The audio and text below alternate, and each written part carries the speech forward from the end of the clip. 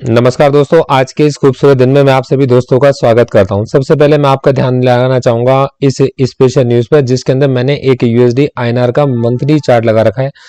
दोस्तों, इस वक्त यूएसडी आईएनआर अपने मंथ के लो पर है। मतलब यूएसडी आईएनआर को अगर आप देखें तो हमारा जो आईएनआर है मंथ के लो पर है, यूएसडी अपने मंथ के हाई पर है और ये इस समय यूएसडी का लाइफ टाइम हाई है 78.332, जो कि आप देख के चल रहे हैं। दोस्तों, कॉन्टिन्यूसली हमारा आईएनआर डेप्रिशिएट होकर चल रहा है।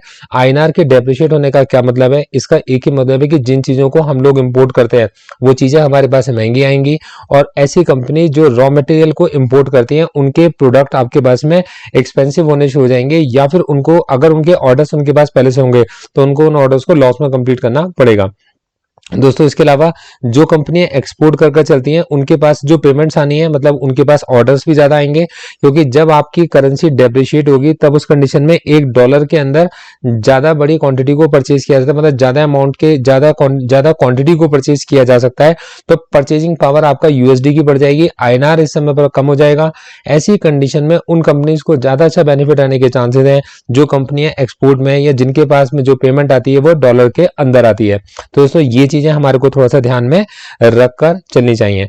दोस्तों, यहां पर हम लोग अगर इस समय पर देखेंगे तो मैंने आपके पास में लाइव चार्ट लगा रखा है सिंगापुर निफ्टी का।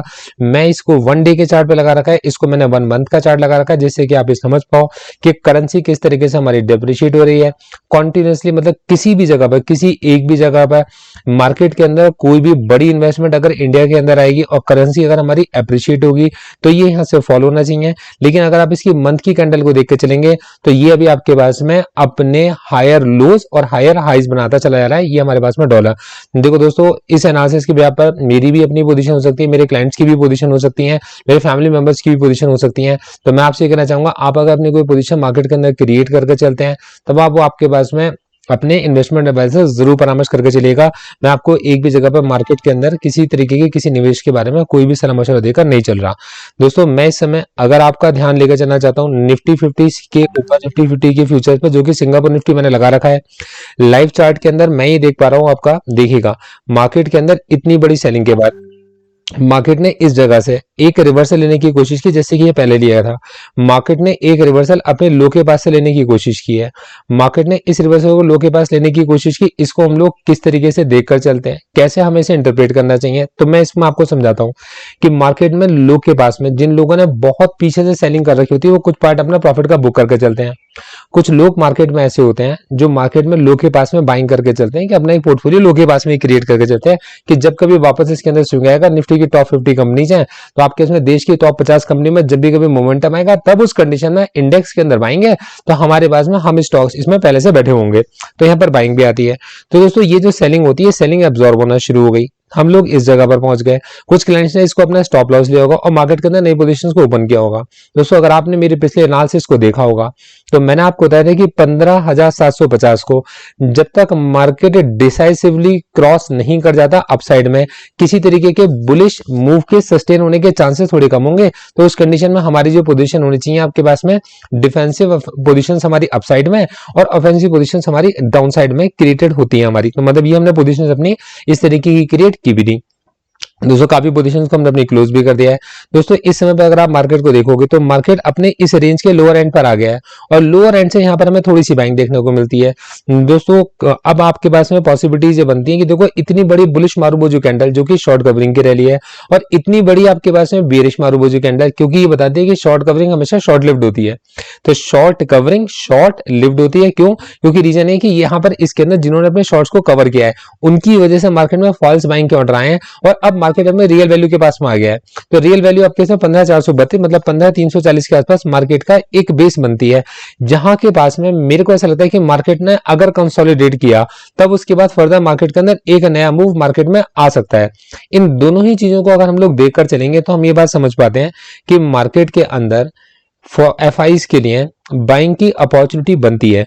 दोस्तों, जैसा एफआईज जिस तरीके के फेवरेट स्टॉक्स के अंदर वो बाइंग करके चलते हैं, इनको देखकर मैंने भी अपना एक पोर्टफोलियो क्रिएट किया है, जिसके अंदर मैं एफआईज, डीआई और एचएनआई क्लाइंट्स की बाइंग को समझकर एक इस पोर्टफोलियो के अंदर कुछ स्टॉक्स को धीरे धीरे कर ऐड करने की कोशिश कर रहा हूँ। इनिशियल स्टेज पे पोर्टफोलियो है, आप इस जगह देख सकते हैं, एक दिन इसको भी लॉन्च करे हुए हुआ है। दोस्तों इसके अलावा क्योंकि निफ्टी के अंदर इस समय ऑप्शंस के अंदर बहुत ही बड़े मूवमेंट्स, मतलब बड़े बड़े मूव हमें देखने को मिल रहे हैं, तो इनकेस अगर आप मुझे निफ्टी की पोजीशन ऑप्शन स्ट्रेटजीज के लिए ज्वाइन करना चाहते हो तो आप मुझे निफ्टी की पोजीशन ऑप्शन स्ट्रेटजीज के लिए बिल्कुल ज्वाइन कर सकते हो। देखो दोस्तों, मैं आपके साथ शेयर करके चलता हूँ मेरी रिसर्च को। मार्केट में किसी पोजीशन के ओपन करने के ओपन प्राइस को, उसमें एंट्री लेते वक्त उसको कैसे हेज किया जाना है, उस हेज को, मैक्सिमम लॉसेस को मैं आपको बताकर चलता हूं। और दोस्तों उसके अंदर हम पोजीशन को कहां पर हमें क्लोज करना है ये भी मैं आपको अपडेट देकर चलता हूं। दोस्तों किसी तरीके की कोई भी मतलब इन्वेस्टमेंट की राय मैं आपको नहीं दे सकता, तो आपको ये राय अपने इन्वेस्टमेंट एडवाइजर से लेनी होगी जो आपके फाइनेंशियल को समझते होंगे, आपके रिस्क को समझते होंगे कि आपको इस तरीके के निवेश करने चाहिए या इस तरीके के निवेश आपको नहीं करने चाहिए, या कितने निवेश आपको करने चाहिए और कितने आप नहीं कर सकते हैं। तो दोस्तों मेरे इस एनालिसिस का मकसद आपको ये बताना है कि मैंने जो इस समय पर रिसर्च की है उसके अकॉर्डिंग निफ्टी ने इस समय अपनी एक रेंज बनाई हुई है, और यूएसडी आईएनआर इस समय पर अगर आप देखेंगे तो हमारी जो करेंसी है वो आपके पास में अपने लाइफ टाइम लो के पास में है। दोस्तों पहले भी लाइफ टाइम लो के पास में जब हमारी करेंसी गई थी तो उसके अंदर सेलिंग आई थी, यहाँ से भी इसके अंदर सेलिंग आई थी और यहाँ से भी इसके अंदर सेलिंग आई थी, और अभी भी इस समय पर लाइफ टाइम लो के पास है। पर अभी मैं इसको अगर डेली चार्ट पे लगाता हूँ तो यहाँ अगर आप इसके अंदर देखेंगे तो इसके डेली चार्ट पर ये अभी इस समय पर अपने हाई पर डेली चार्ट अभी का मैंने लगा रखा है, और ये अभी 78.320 का नया लो इसने मारा है आईएनआर ने। तो उम्मीद करके चाहता हूँ मेरे एनालिसिस आपको काफी पसंद आया होगा, आपको ये दोनों को आपको रिलेट कर पा रहे होगे। इनकेस अगर आपका कोई भी डाउट होता है तो आप कमेंट सेक्शन में जरूर लिखिएगा, जहां तक पॉसिबल होगा मैं उसका आंसर दूंगा, या कोई और जो होंगे जिनके जो उसका आंसर दे सकते होंगे वो उसका आंसर दे सकते हैं। Thank you so much, all the best.